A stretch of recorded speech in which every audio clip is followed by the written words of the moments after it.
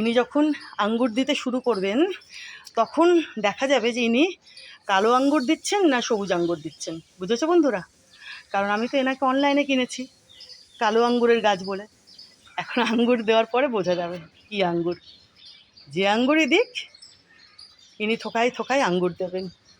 বুঝেছো? অনেক আরও ইনি বড় আর ঝাঁকড়া তাগড়া হবেন। এখন দরকার নেই টবখানা চেঞ্জ করার, আরও মোটাসোটা হয়ে যাবার পরে তারপরে করব। আর এই যে সাদা তুলসীর গাছখানা দেখো, দেখেছো বন্ধুরা? দেখো, সেদিনই তোমাদের দেখালাম না কতটুকু পুচকে, আজকে দেখো ইনিও অনেক বড় হবেন। আর এই যে এদিকে দেখো ওই টবখানাও চেঞ্জ করতে হবে, ওই যে জবা গাছের এই টবখানাও সেদিন সাইড থেকে একটুখানি ভেঙে গেছে, দেখেছো? এই যে দেখো, এতে কিছু হবে না, এখনো গাছ লাগানো যাবে। বুঝেছো বন্ধুরা?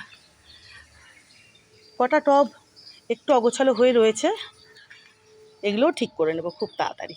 দেখো কি ভালো লাগছে, দেখেছো? দেখো বন্ধুরা, এই জবা গাছখানাকে দেখো, সাদা জবার গাছটা